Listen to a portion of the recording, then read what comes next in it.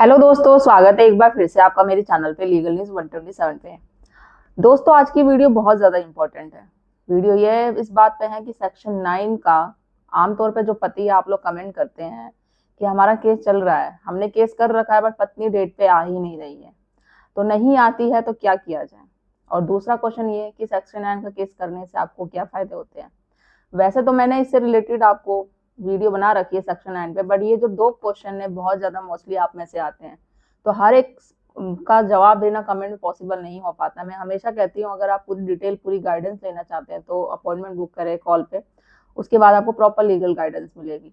अब हम बात करते हैं, अगर सेक्शन 9 का केस करने पे अगर पत्नी नहीं आती है कोर्ट पे तो आपको क्या करना चाहिए। बहुत सारे आप में से लोग बोलते हैं क्या हम वारंट इशू करके पत्नी को पुलिस के थ्रू बनवा सकते हैं, तो ऐसा क्या करना सही है या ऐसा हो सकता है।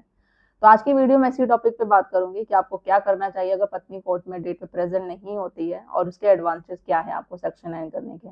तो चैनल पे नए जुड़े हैं तो चैनल को लाइक करना, शेयर करना, सब्सक्राइब करना बिल्कुल ना भूलिए, साथ ही बेल आइकन दबा दीजिए ताकि आपको टाइम टाइम से मेरी वीडियो की नोटिफिकेशन सबसे पहले मिलती रहे। आमतौर पर अगर जो लोग वीडियो में मेरी पहली बार देख रहे हैं फर्स्ट टाइम, अगर जिन्हें नहीं पता है कि सेक्शन 9 का केस क्यों किया जाता है, सबसे पहले मैं वो बता देती हूँ। जब भी पति पत्नी में डिस्प्यूट होता है, मैट्रिमोनियल डिस्प्यूट होता है, लोग कोर्ट पहुंच जाते हैं। ये सेक्शन 9 का केस पति हो या पत्नी दोनों ही करते हैं। पत्नी करती है, अगर आपको वापस ससुराल जाना है तो आप केस कर सकते हो कि मुझे वापस ससुराल जाना है। पति जब पत्नी को वापस घर लाना चाहता है, अपना घर दोबारा बसाना चाहता है, तो किए जाते हैं कि भाई चलो ठीक है, लड़ाई झगड़ा हो गया है, दोबारा से घर बसाना चाहिए। जो हमने ये केस कर रूट के पत्नी चली गई, उसको बाद में अपनी गलती का एहसास होता है, या पति को भी चल कोई बात नहीं, पत्नी है मेरी चली गई, मुझे बुला लेना चाहिए।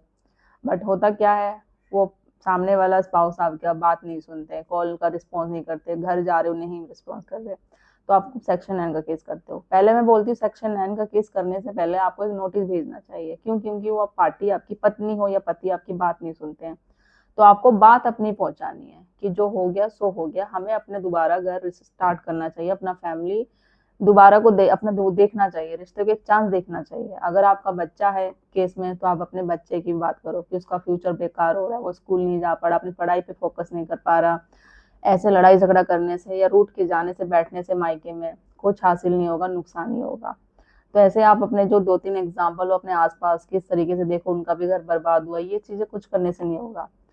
नोटिस भेजने से भी कुछ रिस्पॉन्स नहीं आता है, इस तरीके से नोटिस आप पति हो या पत्नी दोनों भेज सकते हो।